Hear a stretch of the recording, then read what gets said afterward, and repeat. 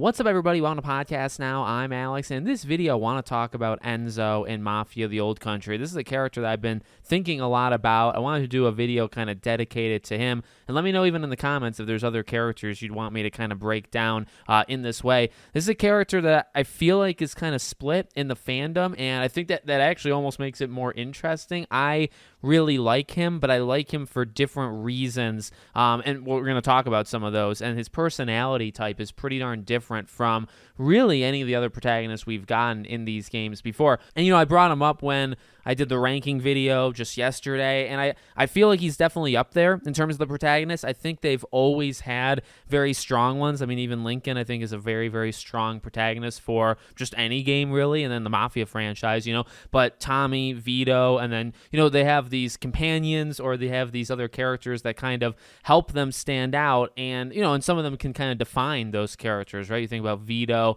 and Joe, and those two work so well together, and they're so instrumental, really to each other's development. And then even if you think about Tommy, you got Sammy and Paulie, that those two are huge. And I mean, they have massive, moments in the story. They really drive things. So, Enzo, I guess if we're starting off kind of there, Enzo's relationship with other people is a bit different than those two, right? For him, you really have, I would say, the main two being Cesare and then the other being Isabella. You could argue like the Don, you could argue Luca. Those are important characters. You think about Luca and kind of just like, this is almost too nice of a guy. This is a guy that, has saved him, has looked out for him, has kind of been around. And, I've mentioned it before, like if what happened to Luca didn't happen, it kind of had to, because he was too important to Enzo, and he would have helped him too much, to be able to get out of the life, that what happened kind of had to happen, right? So you take that out, and again, you take some of these other side characters out, you're really left with Cesare and Isabella. And look, it's gonna be a different kind of relationship versus the others, because it is primarily a love story. Now, Tommy had that. Tommy probably was the number one after this, where their relationship did matter. I remember there's even that moment when he asks her to marry him, and I think she just says like, okay, and it's when she sees like his outfits like has blood on it. I just remember that scene and how it stands out and how it's such an amazing scene. So in that game, the relationship did matter, family mattered.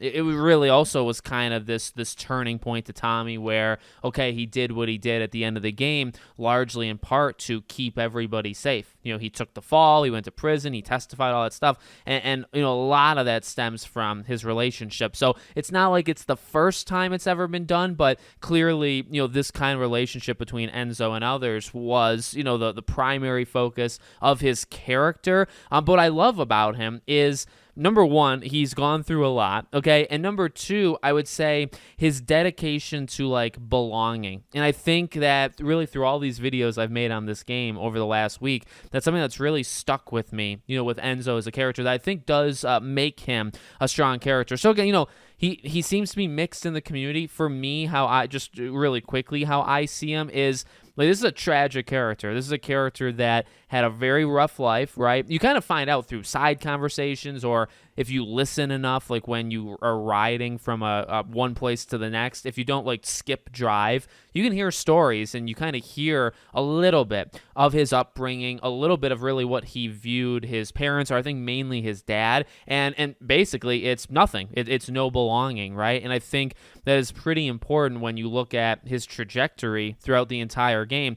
What I love, and I've mentioned this in my review, and I think one of the main highlights of this game is, when he gets out of the mines and he's kind of adopted into this family. Obviously, he's treated better. He's not treated amazing. He's got to work his way up.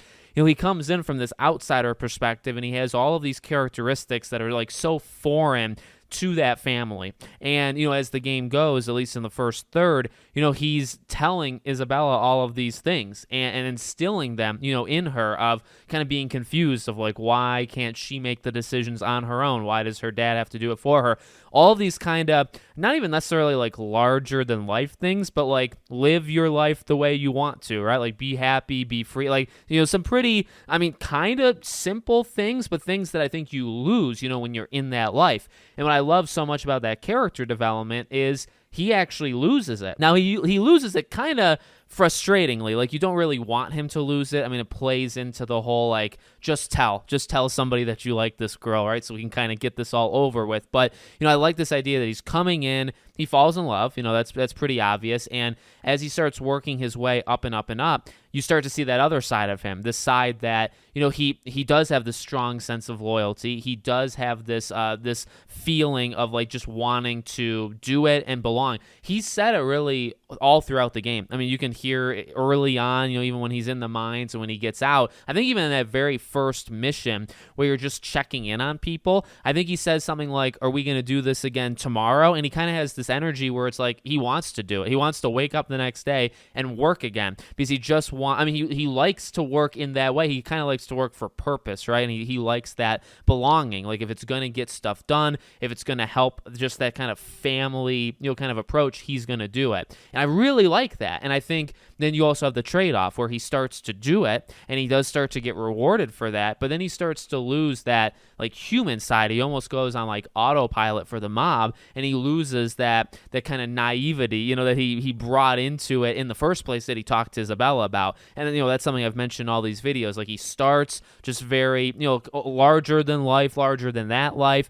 He instills that in her, and then he loses it all, and then she kind of pulls him back. When she tells him she's pregnant, and she even says, like, the Enzo of however long ago, this would not be a hard decision at all. And basically it's, hey, let's run away right now. And he says, I have a job to do. The Enzo of 2 to 3 years before then would have just done it, right? Because he was just in a different mode, a different, I guess, phase or career path in his life. So I mean, and maybe these are almost like exterior things. I think why Enzo is so mixed is that these are kind of like themes. These are kind of like arcs with him. Him as a person, like, is he all that charming? And probably not really. He's not, like, the biggest joker. I mentioned Cesare, I keep bringing him up, but we don't really go into depth. I mean, that relationship is really good, and it does evolve. But it actually, to me, it evolves more. It's like where Cesare just comes across like he's an a-hole in the beginning, and then you kind of warm up to him, and and I've talked about that, in past videos too, where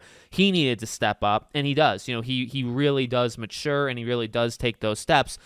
You can tell that they're getting closer, and they definitely go out of their way to show, the missions and just activities in their life where they're kind of bonding. But it's an interesting, like, I guess that's how I can understand. Like, this isn't just like Enzo's a perfect character. That's not really what I want to do, at least in this video. I think he's a very good character. He definitely, I can see the issues, and I can see why some people would put him, I would say, probably far lower than me, because I think I really value kind of the arc he went on. I think he's very well voice acted. He's just, things like that. Those are kind of easy things to say. But, I'd say, like, personable. Is he the greatest character? No. I did really buy that relationship of him and her. I think that worked really, really well, and there was a lot of moments to that. And he just has that loyal feel where, if there's a job that needs to be done, he's a very talented man, and he gets better and better at these things as time goes on. And that's very similar to all of these other games. Like Vito steps up when that challenge arises. Tommy does the same thing.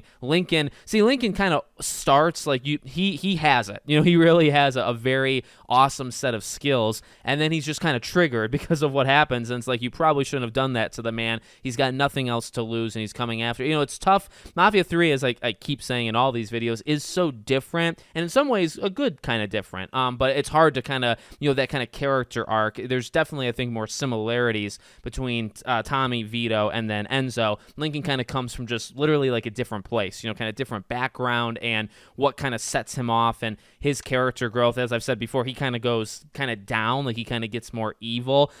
I will actually say, you could argue that for Enzo as well, right? Because that is a thing. Like, Enzo kind of, again, loses the personality, this idea of, hey, why am I doing this, right? Like, what's the point of all of this? And I think his belief was, hey, I just feel more accepted. I feel like I'm a bigger part of it. As I've mentioned in the ending explained and all these different videos I've done, the ending of it's so tragic, and we can talk about that and how they ended his character, because this is also kind of a unique one, right? So they, I think they thematically close the book where they say, hey, ultimately, you probably weren't going to get a fair shake from these people. I know I've seen people in the comments saying, like, well, he was trusted, he was high up there, and that is true. I put a lot of stock into what the Don was telling him, like, right at the very end. I I just have a feel, and let me say this. I like the idea, again, in terms of a theme, where it's like, where he came from sadly did define him to these people, even though it shouldn't. He worked his way up, and he was respected to some degree. He was a made man, all that jazz, right? But ultimately, like, he was never going to get the girl in the proper, let's say, quote unquote, right? The proper way of, like, asking for her, and having, like, the Don say, okay, like, you're good in my book. Was never going to happen, literally because of his background, which was not right? But that's kind of the stock I put into the ending, where it's like, you can't change, like, you are who you are.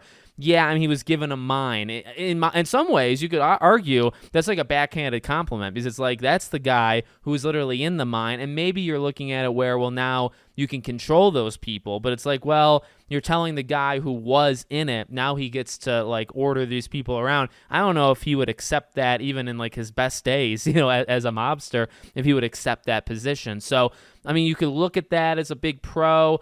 You could look at it as, like, a test, like maybe they wanted to see what he would do, telling him that he, received the mine. But, again, I really do like the ending, though, because thematically it kind of signifies, like, I mean, I like that he gains himself back again. I think he loses himself and then he gets back to it. So I like the last couple back and forths with him and Isabella, and him and Cesare. I think they're phenomenal. Even, him pleading even with Cesare of just basically saying, I love her, and, is this really all that bad and all that jazz. So I like all that. And then, killing him off. So it's something, I've mentioned here and there. You look at all of these games, and I kind of respect just the idea of, okay, well, number one, I respect them going for it. I think one of the main criticisms, I think, of the ending is simply that he doesn't get a happy ending. And, for that, it's like, I don't know, like, I would side, I think, with the game with that. I mean, look, it's something that you can maybe not be comfortable with. I'm not saying you have to like it. I think for him, it sets him apart. I've mentioned with Tommy, like,